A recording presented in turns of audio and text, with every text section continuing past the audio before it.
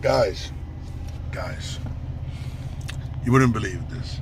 Thursday, look at Thursday, ain't even Thursday, I'm rocking her mix.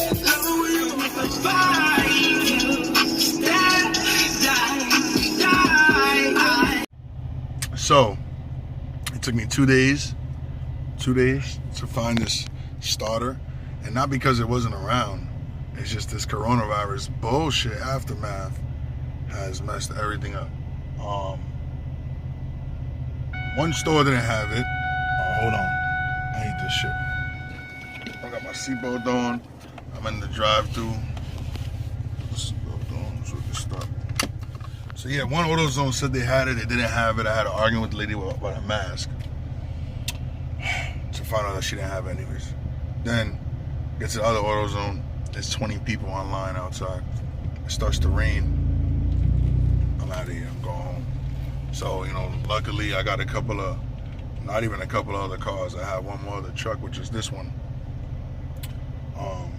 that I just sold to a friend of mine, and he was not gonna register till tomorrow. So I kind of took it from him to come and buy the parts, and that was yesterday. But I couldn't get the part yesterday, so I just went to AutoZone, spent like 30 minutes there, finally got it, and it looks used. Looks like somebody installed it. It looks dirty. I don't know. Whatever. As long as it works, I'm gonna have this issue. Now it doesn't look like somebody installed it. Remember, these are remanufactured parts, so it just doesn't look like a great job. But whatever. This is like the easiest install in the world on this 2001 Ford Explorer. I don't need no jack. I don't need to take out from a tire. Nothing. Literally go under, put my hand straight up, unscrew the 2 screws, the last bolt. It's all 13. So I just took out the 13 first and the other 2 13s. That's it, man. That's it. And I pop right out, pop the new one in, and light it up. Hopefully I don't forget to take out the negative or the positive and shock the fucking car. Man, what a long morning. What a long one. But I got it. It's gonna be done. Just another job to do, yo. Hands underneath it.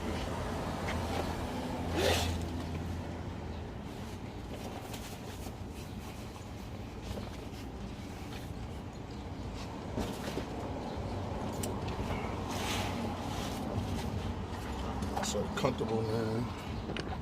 I got a flashlight. I got a ratchet. I got my 2 sockets. An extension. That's it. That's all I need for this job. Again, I told you, let me show you the starter.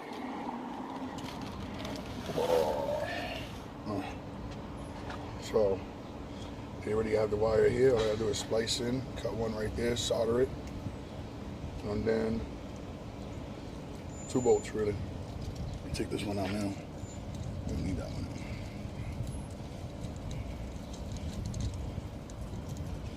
And then what I said about the battery.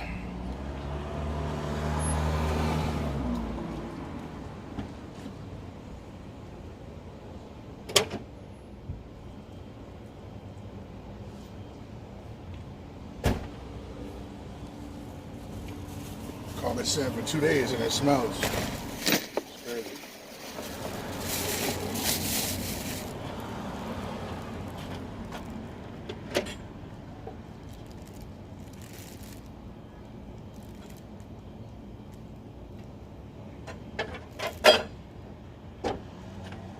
Very weird.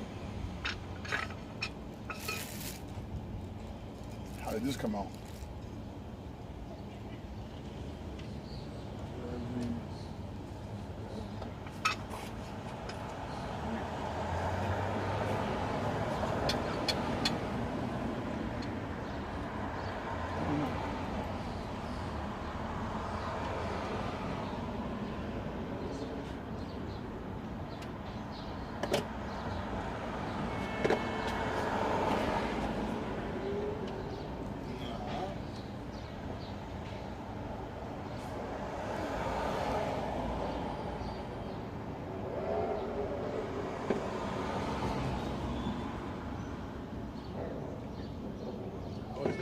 Possible.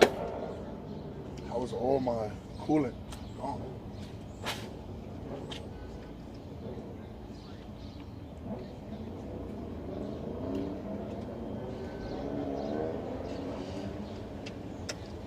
I don't know. No coolant though.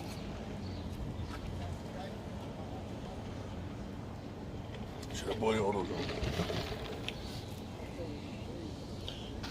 It's dying like usual, guys, but I want to show y'all what we're doing. This is the front bar right here. I hit my head on a couple of times. Right under, right there. It's a starter. It's once I get under here, it'll be pretty easy. But you can see it. 2 screws, top, bottom. One in the back. It comes right out. So that's what I'm doing. Slide on the street. I'm doing this, man. But it's a quick job though. 13 millimeter, 12 millimeter. Just get your hands in there and get it done. So, very tight spot right now. I'm gonna show you what I'm doing. And it's about like an hour in because I had all the rusty old parts. It's hard to take off actually. Alright, let's get under here and show you. Boom. This is what I'm doing. I'm tying this up right here. Not making it tight. Well, actually, I might as well. And pop it up. And I have nothing to worry about. Once I pop it up, it'll be in the side. Once I pop it up, tighten up the 2 screws and we're done. Now just connect the ground. That's it. So. Oh man, my grandfather's the best. Oh man, it's funny. I got no pieces on the floor that I may need. It's the aftermath. Boom.